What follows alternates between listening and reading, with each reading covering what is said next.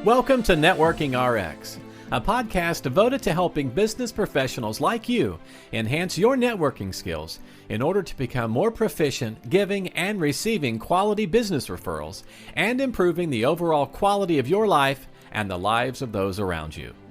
The Networking RX podcast is a production of AmSpirit Business Connections, an organization whose mission is to empower business success through networking. Unless you've been living under a rock somewhere, you're familiar with AI, ChatGPT, Gronk. There's all sorts of various Copilot. There's just various versions of AI. I spend a lot of time using ChatGPT. They're probably similar. I don't know. I don't have time to explore them all. I know there are people out there that do. Some people claim they're experts, whatever. But what I find interesting about, again, ChatGPT, because that's what I use, is just how cordial it is more than anything. It's very validating, if you will. Like I'll propose, here's some different things I'll do with ChatGPT, and this is going to come back to networking. Trust me, it always does. I'll propose questions to it. Those who don't know, I write fiction. I have 3 novels. I'll throw scenarios at it, or is this possible, or is this plausible? How long would it take this person to get from this place to this place? And and it was, oh, that's a great idea, great question. So it's, or here's another one, cooking. I've got this, and this. What kind of a recipe can you come up with for me? Oh, that's great. Great idea. So it's always very affirming, kind of makes you feel good. Okay, I'm on the right track. And I get it. It's a computer, right? I get it. But it still makes you feel nice. It still makes you feel nice to have that validation, if you will. Now, when it needs to set me straight, it does it in a very kind sort of a way. And I think we can learn from that a little bit. And this is where it gets back to networking. It's the whole notion of emotional validation or invalidation, and just how we talk to people. And I know through the years I've had conversations with people. I've proposed ideas to people within my network, and I might stop sharing with people based on how they react.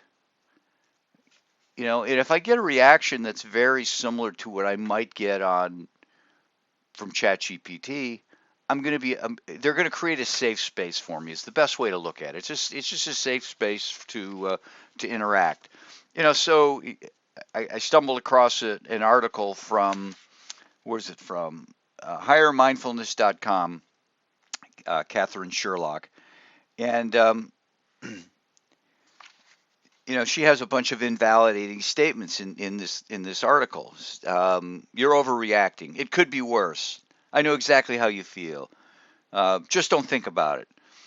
And you know what? I'll be honest. Some of those are things that I have said. I am not perfect. But when people come at you with those sorts of things, like, well, I have an idea. Oh, that's dumb. That's so stupid. That will never work. That's invalidating. And you end up not wanting to go back to that person. Whereas if you get the sort of response that's like, that's interesting. I can see some challenges to it, but that's an interesting perspective. That's a little safer space. And the point to this is we need to think about how we interact with people. How we interact with people based on not necessarily their ideas, but things that they have done. Somebody shared with me the other day that their son had run a marathon. That's awesome. That's awesome, right? Actually, now I remember it was Joe DeMarco, one of my franchisees, friend down in Phoenix, Arizona. He's texting me that his son just finished a marathon. That is really, really cool. And I responded back and I said, that's awesome. That's impressive. He did it under 4 hours. I mean, that is very impressive. And I just said, not quite as impressive, but my daughter a couple weeks ago finished a half marathon. And his response was very affirming. It was like, "Oh, that's awesome too." We're a couple old guys, and not that we couldn't in our time, but it's impressive. And so I enjoy having conversations with the likes of Joe DeMarco because I feel emotionally validated. Like, yeah, okay, yeah, and we need to all do a better job of that if we want to bring people into our networks and keep them there. Now, in her article, again, this is emotional invalidation and validation, avoiding the wreckage of invalidating environments, how to make people feel worthy and valued, i.e., how to get them in your network and keep them in your network. And this is by Catherine Sherlock. She has a quote here. Emotional validation is the process of recognizing, learning about, and accepting your own and another person's thoughts and feelings without dismissing them, trying to change them, or make them go away. And when you stop and think about some of these things here, some of these invalidating statements, right? What's the big deal? You should feel lucky. Don't be such a wimp. I didn't want to hear it. Stop being such a baby. There's nothing to be afraid of. God doesn't give you more than you can handle. Everything happens for a reason. I know exactly how you feel. And she goes on. She's got a whole list of these. If I can find the link for this, somebody just sent me the article. But validation says, "I hear you. I see you. I get it. I care about your feelings." Sherlock then goes on and she offers some tips on validating people. Focus on listening. The deeper you understand where someone is coming from, the more validating you'll be. Express empathy. Even if you don't understand the emotion, you can still care that the person feels it. Be curious. Ask questions to clarify what the person means. This shows that you're listening and trying to understand. Avoid blaming. Focus on showing support. Don't lay blame on either external source or the other person. Avoid telling someone that their emotional experience, what their emotional experience should be. You should be feeling this. And I read these things, and I'm guilty as sin, right? Um, I'm not I'm not 100% indictable, but I'm guilty of all these things. And it just, you know what? On the one hand, I feel bad about that. I really do. I'm not perfect. I know I'm not perfect. But on the other hand, what it does is it gives me room for improvement. If I can find the link to this article, I'm going to put it in the show notes. But she gives some examples of validating statements. I don't want to read her whole article. It goes on for 12 pages. Not that it's not worthwhile, but if I can find the show notes, you can get it, print it, contact her.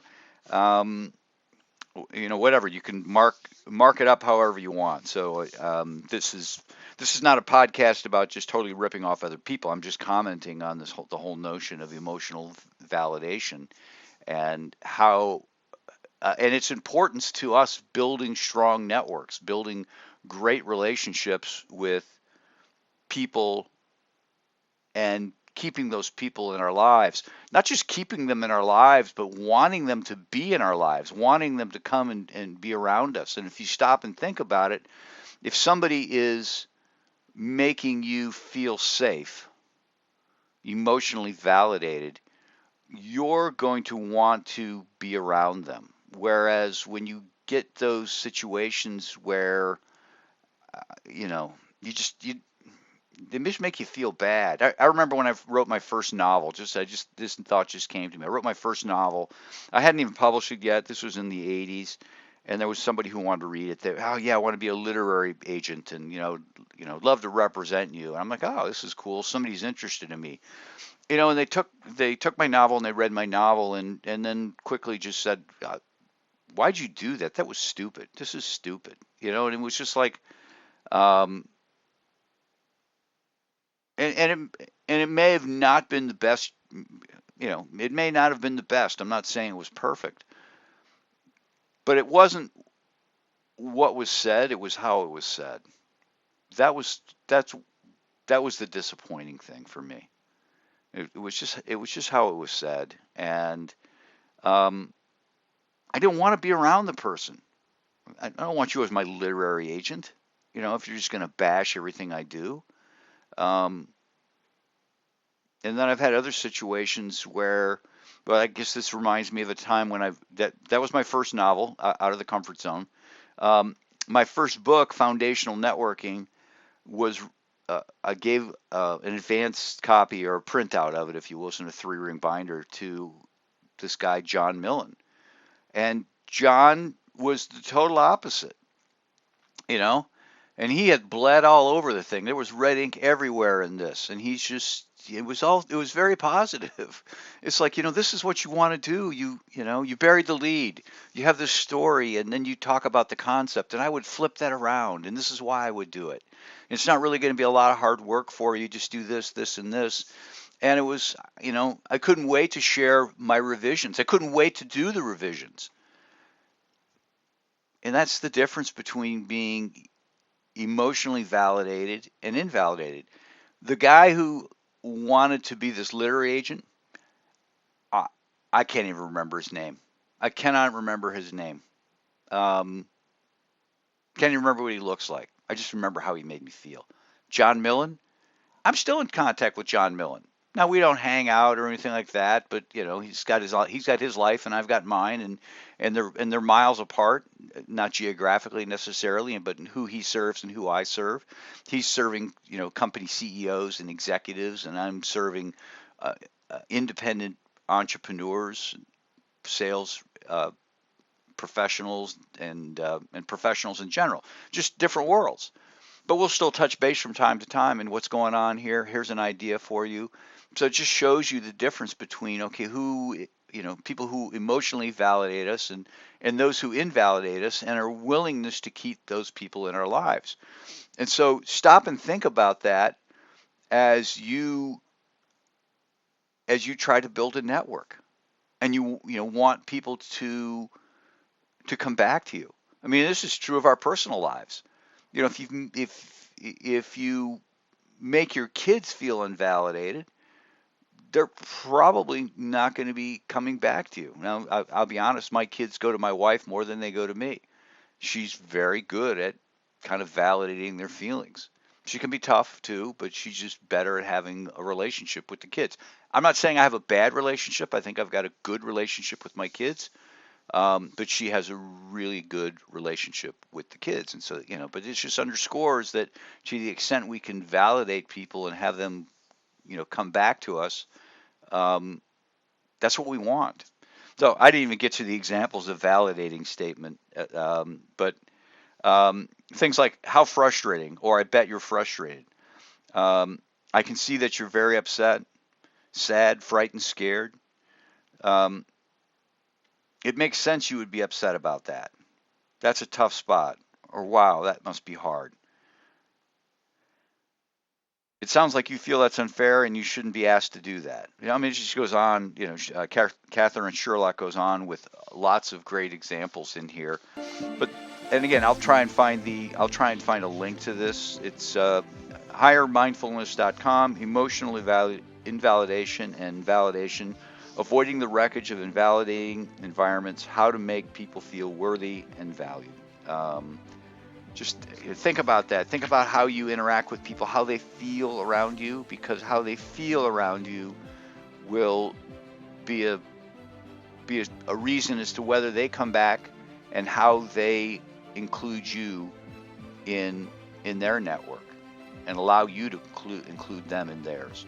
Thanks for joining us on the Networking RX podcast. Please put what you've learned into action today and let us know if you have questions, comments, or ideas for future topics. You can email them to us at podcast@amspirit.com. That's AMSPIRIT.com. Finally, so you never miss an episode, be sure to subscribe to the Networking RX podcast through iTunes, Overcast, or however you receive your podcasts. Now get out and network with someone. The Networking RX podcast is the copyright production of AmSpirit Business Connection. All rights reserved.